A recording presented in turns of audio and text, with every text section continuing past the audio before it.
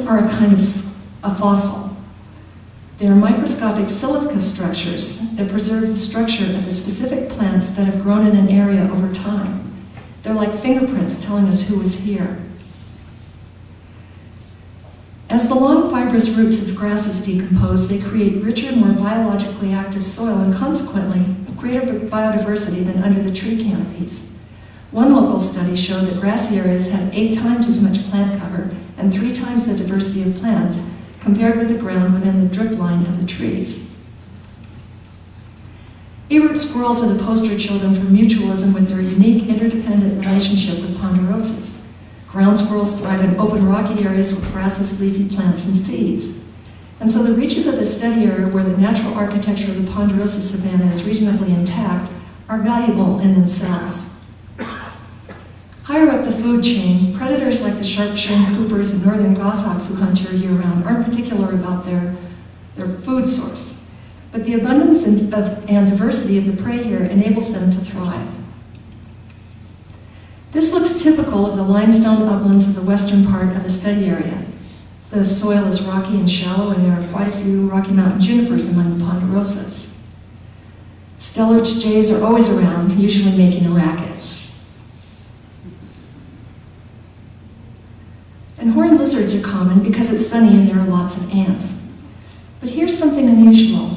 In some years, summer rains bring out a few Huachuca Mountain morning glories.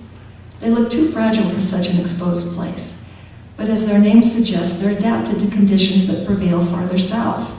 They wouldn't thrive without the hours of warmth on this ridge.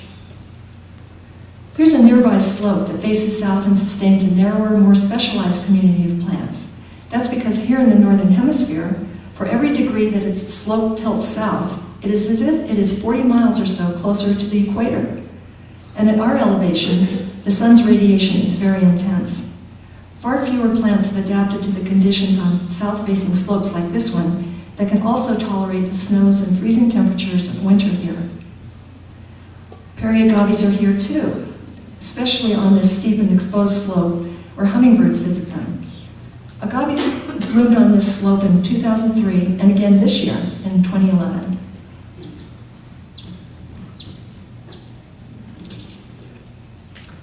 A nearby bluff faces southeast. The sunlight is a little milder here, but it's bare rock. Still, sulfur flower, rock mat, and banana yucca do very well. They wouldn't survive in an English garden. At the opposite extreme, on northern exposures or in deep canyons like Skunk Narrows, it's so cool and shady that Douglas fir and plants usually found along streams grow profusely. It's a different world down in these dim, steep-walled canyons. A world of lichen and rotting logs, of ageratina and canyon grape, and the haunting song of the hermit thrush.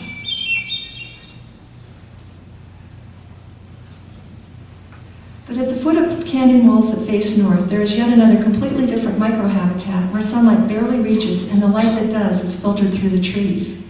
There are schoolers' catchfly, Canada violets, fairy bells, and showy milkweed there. We find it surprising that there are more different flowers blooming, and blooming earlier, in these cool, dark places than out in the open in summer. Some ravines and canyons are sunlit only part of the day. Solar radiation is milder. Moisture from snow and rain lingers longer, and where the canyon walls are sandstone, seeps of water emerge. Material eroded from the surrounding mesas accumulates to form soil, and a lush community of leafy plants develops. This is Walnut Canyon just downstream from Fisher Point. All sorts of plants we see hardly anywhere else are here, including coneflower, hops, and a little sedum growing out of a seep. And there's a very cool cave there too. Where canyons are aligned with the sun passing overhead, as here in Fay Canyon, lots of sunlight in the middle of the day sustains dense grasses and masses of wildflowers that bloom in succession from April into October. Fay is only one of the study area's many draws and canyons, which are important to wildlife too. Animals can move along in these sheltered channels as they forage for food. The draws and canyons are shady enough to stay moist long enough to sustain plants that would ordinarily be found along streams. Many of these plants are shrubs that yield berries and other kinds of fruit. Here are just a few of them: elderberries, currants, lemonade berries, and rosehips. Bears love berries, and the trail along the floor of Fay Canyon is where we often see bear tracks. And Tom found a bear den farther down, again in a side canyon, Anderson Mesa. Of course, there are opportunities that aren't particular about their food sources or their habitat. Large predators roam everywhere in the study area. The microclimates in different plant communities aren't important to them, but the study area's isolation and many nooks and crannies allow them to survive. People have long roamed these canyons and mesas too, foraging for wild plants and hunting animals. Archaeologists tell us that people of what is known as the archaic culture were here at least 9,000 years ago. These pictographs aren't nearly that old, but to us they're evocative of the hunter-gatherer way of life. Here's something even more evocative of the hunter-gatherers. Tom sent this picture to a lithics expert we know. He wrote an extensive analysis of it and concluded very cautiously, the fragment probably represents an archaic projectile point or knife. The summer rains occasionally expose bits of obsidian and points like this in the study area. People too are influenced by aspect, the degree of exposure to the sun. Up near the canyon rims are remains of walls built by the northern Sinawa, who favored south-facing sites warmed by the sun. They were a settled people who farmed, but who still depended greatly upon the wild resources of the area. Pictographs in the study area apparently aren't well documented or understood, but we've been told that nomadic hunters from pre-Anglo times probably painted them.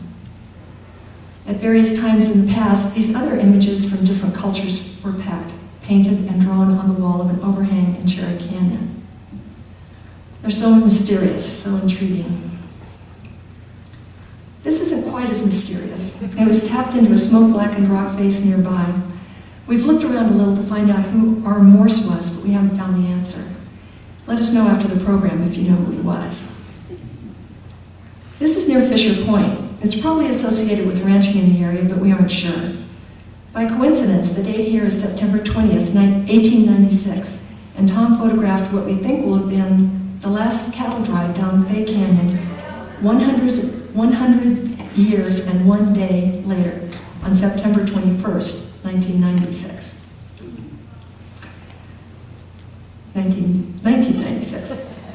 There are other vestiges of the ranching era scattered around the study area, like this gate and a barbed wire fence by a stock pond in Skunk Canyon.